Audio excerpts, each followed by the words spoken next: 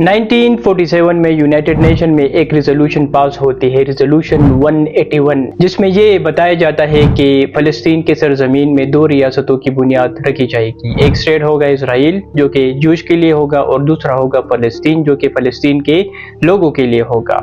अब इस रेजोल्यूशन के मुताबिक इस सरजमीन में फ़लस्तीन के जो टेरिटरीज डिफाइन किए जाता है तो उसमें एक गाज़ा था, एक वेस्ट बैंक था और तीसरा ईस्ट यरूशलेम था। अब ये इंटरनेशनल लॉ के मुताबिक और दुनिया में जितने भी इंटरनेशनल कॉन्सेंसस है तो सब समझते हैं कि ये फ़लस्तीन के टेरिटरीज है। 1948 में जब फर्स्ट अरब इसराइल वार होती है तो उसमें नकबा होती है जिसमें इसराइल ज़ायोनिस्ट स्टेट तकरीबन कुछ 7.5 लाख के करीब फ़लस्तीनियों को अपनी सरजमीन से निकालते हैं फोर्सफुली और इनके टेरिटरीज को वो कब्जा करते हैं, कन्फिस्केट करते हैं, लॉस पास करते हैं और वो एलोकेट करते हैं जूइश को। 1948 में यहाँ पर इलीगल सेटलमेंट्स की बुनियाद रखी जाती है, लेकिन 1967 में जब 6 डे वार होती है तो उसमें ये सारे टेरिटरीज ज़ायोनिस्ट स्टेट का कंट्रोल इस पर आ जाता है और फिर ये जो इलीगल सेटलमेंट्स होते हैं तो इसकी मोमेंटम में और भी तेज़ी आ जाती है। अगर मैं करंट फिगर्स आप सबके सामने रखूँ तो इस वक्त वेस्ट बैंक में तकरीबन 140 से लेकर 150 के दरमियान इलीगल ऑफिशियल सेटलमेंट्स हो चुके हैं। इसके अलावा कुछ 200 के करीब आउटपोस्ट है जो कि शुरू में इजराइल स्टेट ने खुद इनको इलीगल डिक्लेयर किया था, लेकिन आज वो इसको एक्सेप्ट भी करते हैं और इनको सपोर्ट भी कर रहे हैं। इसके अलावा ईस्ट यरूशलेम में तकरीबन कुछ 2.5 लाख के करीब जूश आबाद हो चुके हैं, इतने सेटलमेंट्स हो चुके हैं। टोटल फिगर्स अगर मैं आपको बता दूं तो इस वक्त फ़लस्तीन की जो टेरिटरीज है इस रेजोल्यूशन के मुताबिक, यानी कि वेस्ट बैंक की बात की जाए या गाज़ा की बात की जाए तो तकरीबन टोटल कुछ 7.5 लाख के करीब जूश जो है वो इन टेरिटरीज में इलीगली इनको सेटल किया जा चुका है और इस वक्त वो इन टेरिटरीज में रह रहे हैं। ये सारे इलीगल सेटलमेंट्स एक सिस्टमेटिक पॉलिसी के तहत की गई है। सबसे पहले ज़ायोनिस्ट स्टेट ने इस तरह किया कि उन्होंने पूरा फोकस किया ज़मीन कन्फिस्केशन के ऊपर, इन सारे ज़मीनों को उन्होंने कब्ज़ा किया और इसके लिए उन्होंने कुछ लॉज भी पास किए हैं अपने स्टेट में ताकि इसको एक लीगल एक शक्ल दी जाए। मिसाल के तौर पर एब्सेंटी ला इन्होंने पास किया है, लैंड एक्विजिशन ला इन्होंने पास किया है, रिटर्न ला इन्होंने पास किया है, सिटीजनशिप ला इन्होंने पास किया है। अब इन पॉलिसीज़ के तहत इन्होंने इस तरह किया है कि वो ज़मीनें जो फ़लस्तीन के लोग छोड़ चुके थे यहाँ पर तो उन फ़लस्तीन के लोगों को इन्होंने एब्सेंटी डिक्लेयर किया है, यानी कि ये लोग गायब हैं, इनका पता नहीं है। वो लोग जो कि जंग के दौरान अपने घरों को लॉक कर गए थे और इस उम्मीद के साथ गए थे कि वो चंद हफ्तों में या चंद दिनों बाद जब सिचुएशन स्टेबल हो जाएगी तो वो वापस आ जाएंगे, तो उन लोगों को भी इन लोगों ने अलाउ नहीं किया और उस वक्त तकरीबन कुछ 7.5 लाख के करीब ये लोग थे। आज तकरीबन कुछ 60 लाख के करीब वो रेफ्यूजीज पहुंच चुके हैं जो कि लेबनान में हैं, जो कि सीरिया में है और जो कि जॉर्डन में है। तो सबसे पहले ये लैंड को कन्फिस्केट करते हैं। सेकेंडली वो इस तरह करते हैं कि इन जूश को बुलाया जाता है, यहाँ पर इनको आबाद किया जाता है और ये जो जूश यहाँ पर आते हैं तो उनको भी बहुत ज़्यादा इंसेंटिव्स दिए जाते हैं। मिसाल के तौर पर वो इस तरह करते हैं कि इन सारे घरों को, इन सारे ज़मीनों को काफ़ी चीप प्राइसेस पर दिए जाते हैं। सेकेंडली इनको सब्सिडीज़ भी दी जाती है,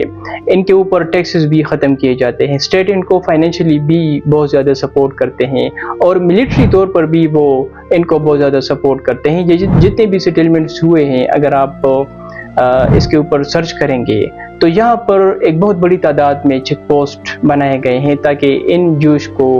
जो है सिक्योरिटी दी जा सके। अच्छा, ये जो सेटलमेंट्स है तो इसकी जो लोकेशन है तो वो भी काफ़ी प्लानिंगली उन्होंने डिसाइड किया है। मिसाल के तौर पर ज़्यादातर ये सेटलमेंट जो है वो हिल टॉप्स के ऊपर है, पहाड़ों के ऊपर है और उसकी मेन रीज़न ये है कि मिलिट्री तौर पर इनको बहुत ज़्यादा फ़ायदा है। सेकेंडली ये रोड जंक्शंस पर जो है ये इलीगल सेटलमेंट्स आपको देखने को मिलेंगे और उसका रीज़न ये है कि जो बाकी फ़लस्तीन के लोग हैं जो कि एक साइड पर रहते हैं या दूसरी साइड पर रहते हैं तो उन सारे फ़लस्तीन के लोगों को एक दूसरे से कट किया जा सके और वो स्ट्रॉन्ग ना हो जाए। इसके अलावा जो यरूशलेम में एक बहुत बड़ी तादाद में इन्होंने इन इलीगल जूश को سیٹل کیا ہے، تو اس کا ریزن بھی یہ ہے کہ اگر فیوچر میں اس کے اوپر کوئی بات ہوگی یا یروشلم کو فلسطین کا کیپٹل ڈکلیئر کیا جائے گا، تو تاکہ ان کے لیے بہت سارے ہرڈلز کریٹ کیے جا سکے۔ ان انلیگل سیٹلمنٹس کا امپیکٹ فلسطین کے لوگوں کے اوپر ہو رہا ہے۔ ہر نئے سیٹلمنٹ کا مطلب ہے کہ آپ فلسطین کے لوگوں سے ان کی زمینیں چھین رہے ہیں۔ اس وقت ویسٹ بینک تقریباً مور دین 40% اسرائیل کے کنٹرول میں ہے۔ یہاں پر جتنے بھی مارکیٹس ہے، جتنے بھی ہولی سائٹس ہے، جتنے بھی امپورٹنٹ میجر ایریاز ہے، تو وہ اسرائیل گورنمنٹ کے کنٹرول میں ہے۔ تو کل اگر فلسطین کے درمیان اور اسرائیل اسٹیٹ کے درمیان، PLO کے درمیان اور زیونسٹ گورنمنٹ کے درمیان اگر ایک پیس ٹریٹی ہوگی یا سیٹلمنٹ ہوں گے یا ڈائلاگ شروع ہوں گے، تو سب سے جو بڑا مسئلہ ہے وہ یہ انلیگل سیٹلمنٹ ہے، اور اس میں سب سے زیادہ سفر ہی فلسطین کے لوگ ہوں گے، کیونکہ کل آپ کس طرح ان جوش کو یہاں سے نکالیں گے جو کہ یہاں پر انلیگل آپ لوگوں نے یہاں پر ان کو سیٹل کیا ہے۔ اور یہ وہ مسئلہ ہے کہ جب 19th سینچری میں فرسٹ ٹائم یہ جوش یہاں پر آتے ہیں، فرسٹ آئلہ، سیکنڈ آئلہ کی اگر بات کی جائے، تو اس وقت جب یہ یہاں پر آتے ہیں اور یہاں پر یہ لینڈ پرچیز کرتے ہیں، تو اس وقت عرب کسانوں کے درمیان اور ان جوش کے درمیان جو فرسٹ ٹائم یہاں پر آئے تھے، تو ان کے درمیان ان زمینوں کی وجہ سے ہی یہ مسئلہ پیدا ہوا تھا، اور پھر بعد میں یہ بہت بڑا مسئلہ بنا، اور پھر بعد میں 3 جنگیں بھی ہوئی۔ دوسرا مسئلہ فلسطین کے لوگوں کے لیے یہ ہے کہ یہ جتنے بھی انلیگل سیٹلمنٹس ہو چکے ہیں، تو یہاں پر اسرائیلی اسٹیٹ نے بائی پاس روڈز کا ایک واسٹ نیٹ ورک بھی بنایا ہے، اور ان سارے انلیگل سیٹلمنٹ ایریاز کو انہوں نے ایک دوسرے سے کنیکٹ کیا ہے۔ اب ایک سائڈ پر یہ سارے جوش ایک دوسرے کے ساتھ کنیکٹ تو ہے، لیکن دوسری سائڈ پر سارے فلسطین کے لوگوں کو انہوں نے ایک دوسرے سے کٹ کیا ہے۔ اگر فلسطین ایک بندہ